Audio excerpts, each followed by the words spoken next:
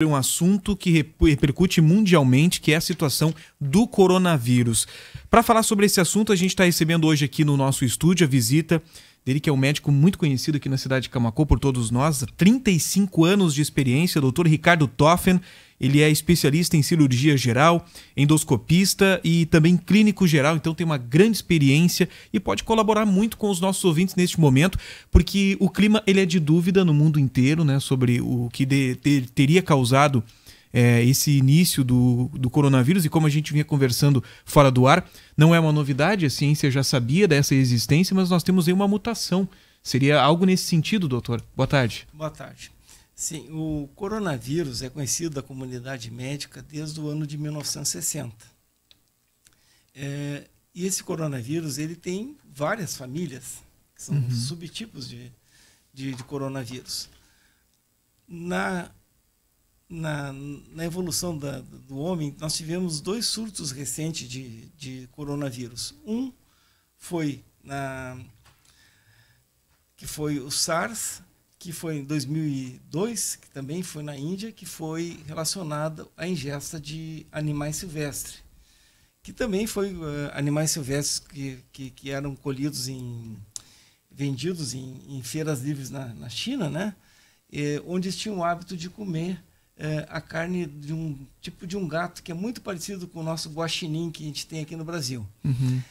Naquela ocasião, essa SARS, que é síndrome aguda de insuficiência respiratória, isso foi em 2002, ela causou a morte de aproximadamente 700 pessoas e ela infectou aproximadamente 7.000 pessoas. Então, ela teve uma mortalidade de 10%. Seria, na verdade, um vírus presente nesses animais consumidos? Exatamente, ele está presente na natureza e através da ingestão da carne desses alimentos, desse animal mal cozida, né? Ele atinge o corpo humano e daí passa a partir de um ser humano infectado transmitir de uma pessoa para outra. O que muda desse vírus detectado, o SARS, como você falou, para esse agora que está atingindo tantas pessoas no mundo? O que muda, sim, a origem desse aí foi numa feira de pescados na cidade de Wuhan, na China. Uma cidade muito grande, de 11 milhões de habitantes. E a manifestação clínica dele é muito parecida com o do SARS, porque ele evolui com febre, falta de ar, dor torácica, insuficiência respiratória. O quadro clínico é semelhante, mas o tipo de vírus é uma família diferente. Eles suspeitam que sejam animais, eles não têm certeza se seja algum tipo de peixe ou eventualmente algum tipo de morcego, porque na China eles têm hábito de comer morcego. E nas feiras de mercados públicos é vendido morcego como uma iguaria, como tem coisas exóticas, eles têm hábito de comer cobra, escorpião, mas hoje a principal suspeita está sobre a carne de origem do morcego, que tenha contaminado algumas pessoas dessa feira livre, porque todas as pessoas que desenvolveram a doença estiveram nessa feira livre, nesse mercado livre de peixe da cidade de Wuhan, onde eles vendem não só peixe, vendem todo tipo de animal, né? Essa pessoa que ela é infectada por esse tipo de vírus, de que forma ele se manifesta nessas pessoas? Se manifesta com tosse, falta de ar, dor muscular intensa e principalmente simulando uma pneumonia. As pessoas desenvolvem muito rapidamente quadro infeccioso respiratório. Nós tivemos nessa semana, até foi descartado ontem lá pela Secretaria de Saúde de São Leopoldo, 2 casos suspeitos aqui no Rio Grande do Sul. Agora nós temos mais 2 casos, mas eu não tenho aqui ainda a confirmação dos locais aqui do Rio Grande do Sul que nós temos essas 2 suspeitas. Mas nós tínhamos 2 suspeitas em São Leopoldo que foram descartadas pela Secretaria de Saúde daquele município, onde foi detectado que um desses casos ele era gripe A H1N1.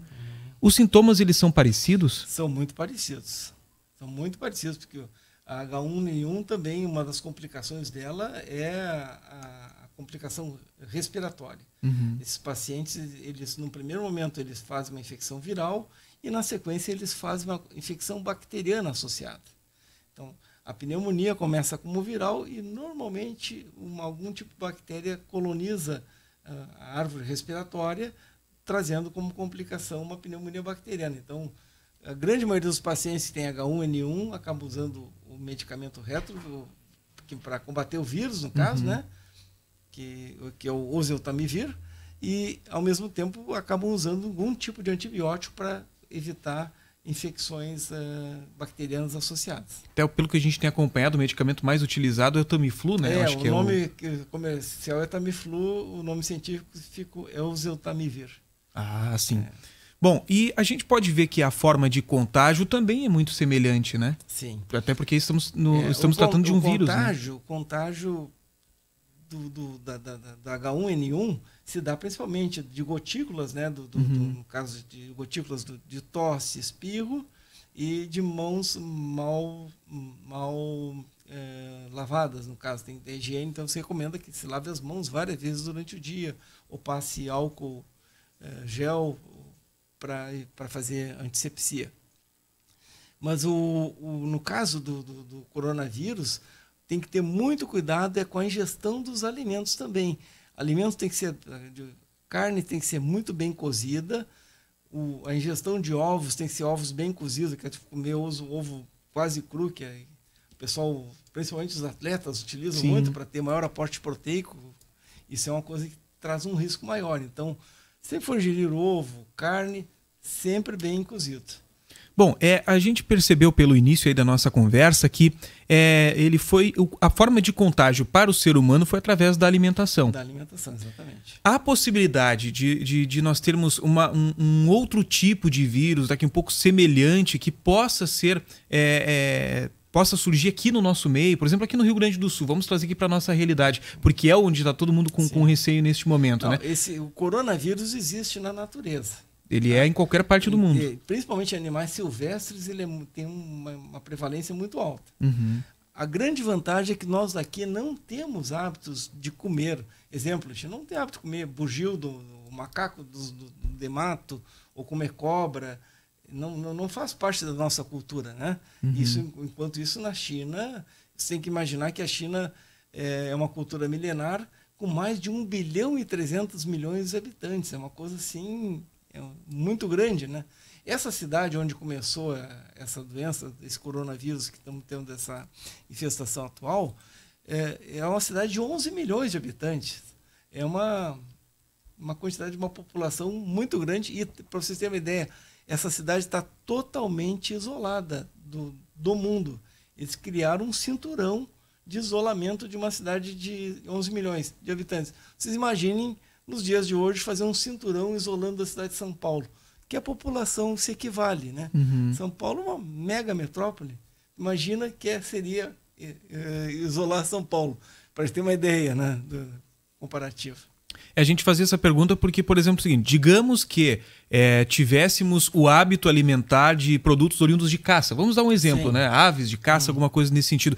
Se fosse ingerido esses alimentos de uma forma inadequada, ou seja, não bem preparados, sem aquele tempo de cozimento mínimo, alguma coisa, nós poderíamos vir a adquirir algum tipo de doença? Exatamente. Poderá ter algum tipo de coronavírus em alimentos mal preparados por falta de cozimento adequado.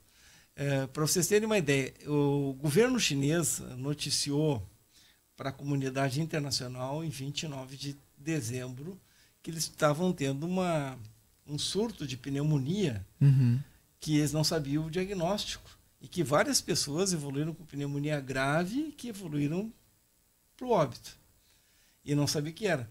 Pelo dia 7 de janeiro, 7 dias depois, eles já anunciaram que eles tinham conseguido fazer o sequenciamento do DNA, do sequenciamento genético, né, desse vírus, que é o coronavírus. É o coronavírus número tal, que eles disseram que é exatamente a família que estava causando essa infecção grave lá, que era um vírus.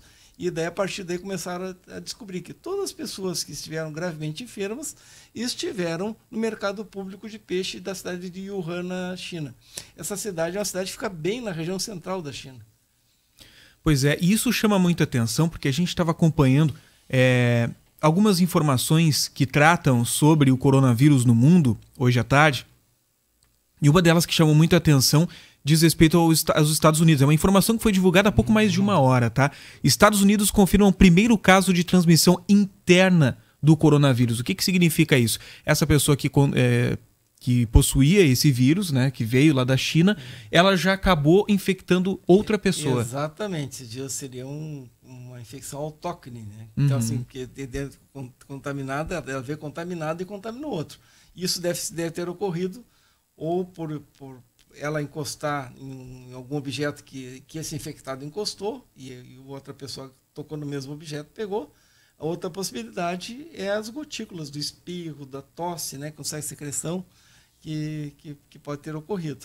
Então, a infecção entre humanos geralmente é isso aí.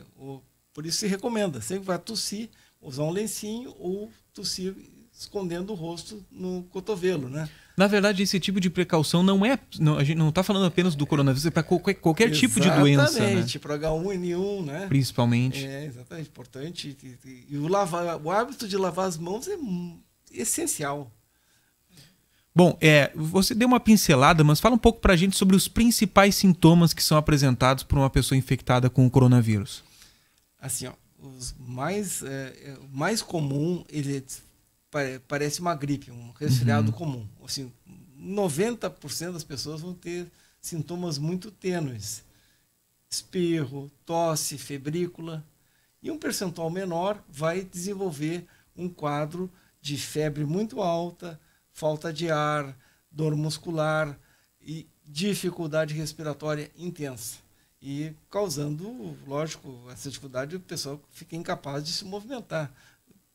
Se vocês possivelmente olhar na internet, vocês vão ver pessoas desmaiando em plena via pública. Sim, nós vimos esses vídeos. Então, realmente, aqueles vídeos podem ser reais. São reais, são vídeos reais, porque as pessoas entram em quadro de insuficiência respiratória de não ter força para fazer o mínimo de movimento. Nossa, complicado essa situação, né? E o tratamento de uma pessoa infectada com coronavírus? Ele, por ter sintomas semelhantes a uma gripe, por exemplo, o tratamento ele é semelhante ao de uma gripe ou ele é específico? Porque a gente vive um momento agora onde começam os experimentos, né, de vacinas, coronavírus, mas a gente ainda não tem um tratamento específico, não tem nem né? Vacina, não tem nenhum tratamento específico para o coronavírus. O tratamento é totalmente focado nas complicações. Esses pacientes desenvolvem insuficiência respiratória, não conseguem respirar, então o que é feito? Ele é colocado num aparelho que ele respira artificialmente, e se ele desenvolver uma infecção secundária, ele vai ser tratado com antibióticos, no caso, se for o caso de uma infecção bacteriana, né? O Brasil ele está preparado para atender, digamos que hoje nós temos 9 casos que o próprio ministro ele confirmou agora há pouco, aliás, o secretário de Vigilância em Saúde, Wanderson de Oliveira, e também o secretário executivo do Ministério da Saúde, João Gabardo dos Reis, eles confirmaram que nós temos 9 casos suspeitos. Trata-se de suspeita, não temos nenhuma confirmação. Havendo uma confirmação de um caso de coronavírus no Brasil, o nosso país está preparado para agir de uma forma a conter o avanço, para que não tenhamos novos casos autóctones, como você mesmo falou, e para atender essas pessoas infectadas? Assim, ó, esses grandes hospitais geralmente têm uma reserva técnica para um leite de isolamento para situações de calamidade pública, né? Para vocês terem uma ideia, a China, que é um país, lógico, que tem uma população muito grande, eles estão tendo dificuldades de controlar e de tratar essas pessoas todas, porque é um grande número. No Brasil, se ocorrer, que eu acho que não vai ocorrer uma epidemia, né? Vai ser mais fácil, porque vai nos dar tempo de adotar medidas de prevenção, estimular as pessoas a usarem máscaras, estimular consumo de alimentos sempre bem cozidos, lavarem as mãos. Tem que fazer uma campanha, utilizar os meios de mídia, evitar a circulação em locais em que pessoas possam ter tido esse tipo de doença, né? E fazer o rastreamento, né? Importante é as pessoas que estão chegando da China e da Ásia, quando chegam ao Brasil, passarem sempre por uma inspeção preliminar já nos aeroportos para saber de onde veio, para onde foi e se tiver alguma manifestação clínica que seja detectado bem precocemente. Bom, já que a gente está falando sobre as formas de lidar com uma situação como essa, eu queria mostrar para os nossos ouvintes que estão acompanhando a live neste momento, tá? Tanto no facebook.com/acústicafm, também através do canal da Acústica no YouTube, para o aplicativo, para quem baixou o aplicativo da Acústica no smartphone, consegue assistir o nosso programa em vídeo. Eu queria mostrar para esses ouvintes, então, que estão nos assistindo, um vídeo, né? Você nos enviou o link que ele mostra em tempo real a construção de um hospital que vai atender justamente esses casos. Ele é uma área de mais de 30 mil metros quadrados, a gente está podendo ver aí na live neste momento, então. O momento, essas imagens elas são ao vivo lá de Wuhan, né? Wuhan, na China, onde está acontecendo a construção. Há uma expectativa de que em poucos dias essa obra esteja pronta. Eles estimam que em torno de 8 dias já estejam alguns pavilhões prontos para uso, né? Uhum. Lógico, a imagem que se vê aqui ao vivo nesse momento estão fazendo as bases de concreto, mas a ideia é que se tem é que a partir de agora venham todas as estruturas pré-moldadas, que daí a construção é muito rápida. Pois é, então a expectativa é que em 8 dias teremos a construção de um hospital para atender esses casos. A gente faz um comparativo aqui com o Brasil, né? A demora que nós temos nas construções, tanto na área da saúde, hospitais, um posto médico, digamos assim, já demora muito mais do que isso para ficar pronto. Imagina, e aí você vê o caso de urgência como esse.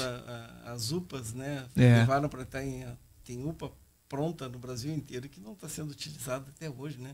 E a falta que faz, a gente vê a nossa cidade, o quanto foi beneficiada com a unidade de pronto atendimento, né? Uhum. As pessoas chegam e recebem o serviço médico com rapidez, isso é muito importante. Então, interessante a gente analisar então essas imagens que a gente está mostrando aí para a nossa audiência.